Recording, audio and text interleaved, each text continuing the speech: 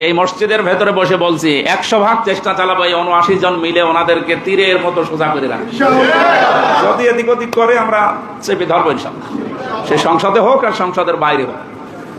তা আমরা মধ্যম পন্থা অবলম্বন করবো। এটা হচ্ছে আল্লাহর জন্য সাক্ষী হওয়ার একটা নিয়ম। 2 নম্বরে এই যে তাকওয়া অর্জন করার জন্য ন্যায় বিচার কায়েম করা দরকার। এটা ব্যক্তি, পরিবার, সমাজ এবং রাষ্ট্রের সব জায়গায় এই ন্যায় বিচার যদি আমরা কায়েম করতে পারি, রমজানের দ্বারা যে তাকওয়া অর্জন করার জন্য তাকিদ দেওয়া হয়েছে সেটা এবার বাংলাদেশে কায়েম হবে।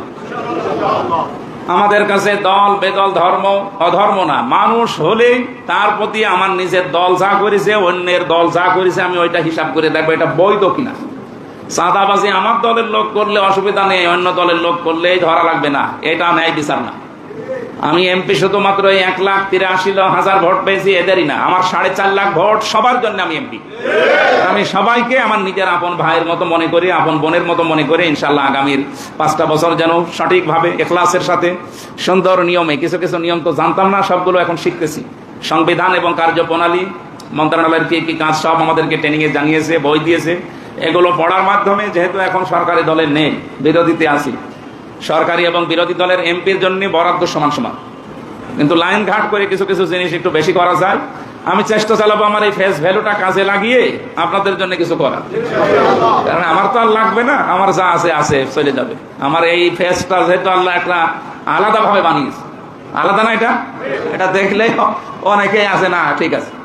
এটার জন্য আমরা বিভিন্ন জায়গায় এটা কাজে লাগিয়ে আপনাদের পেছনে আমরা এই শ্রমগুলো সামনে দিতে চাই। এই আজটার আরো বেশি শিক্ষা, আমি আরো 3-4টা শিক্ষা নোট করেছিলাম, আগামীতে যদি চেষ্টা করি আসবো এলাকায়, তখন বলবো ইনশাল্লাহ।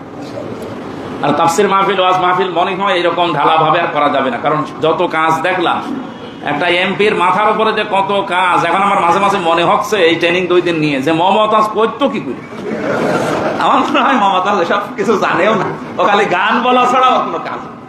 কিন্তু আমাদের তার গান বলার কোনো সিস্টেম নেই, আমাদের কাজ করা লাগবে, পড়া লাগবে এবং ওগুলো সব উপস্থাপন করা লাগবে। আর বিরোধী দলের সময় ফলরগুলো আরো বেশি দেওয়া হয়। ওখানে 1 মিনিট সংসদ চলছে, বাংলাদেশের 19,000 টাকা খরচ।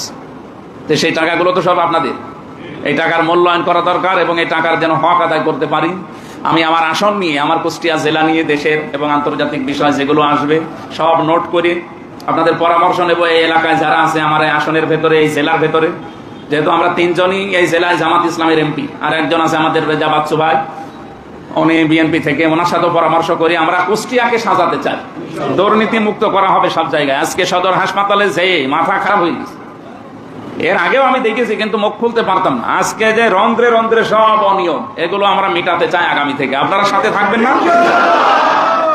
এরপরে ইঞ্জিনিয়ার জাকির হোসেন সরকার ভাই, উনি আমাকে একটা আহ্বান জানিয়েছে যে এই যে বালির ট্রাকগুলোতে বালি পড়তে থাকে, ড্রাম ট্রাকের, এইটার বিষয়ে আমি যারা দায়িত্বে আছে বা এই সংক্রান্ত যারা বিষয়গুলোতে পালন করে, তাদের সাথে বসে এটা কি করে বালি একটু কম নিয়ে পানি ছিটিয়ে যেন না পড়ে, শহরটা যেন পরিষ্কার থাকে, এটার উদ্যোগ নিচ্ছি। আমি কালকে শনি রবিবারে ডিসির সাথে বসবো, এসপির সাথে, এগুলোর বিষয়ে কথা বলবো। যা আছে সময়, যেহেতু মাহফিল নেই আর আপনারা করতেও দেবেন না, সুতরাং এই সময়টা আমরা কাজে লাগাবো, কিন্তু সাথে থাকা লাগবে, ডাক দিলেই চলে আসবে।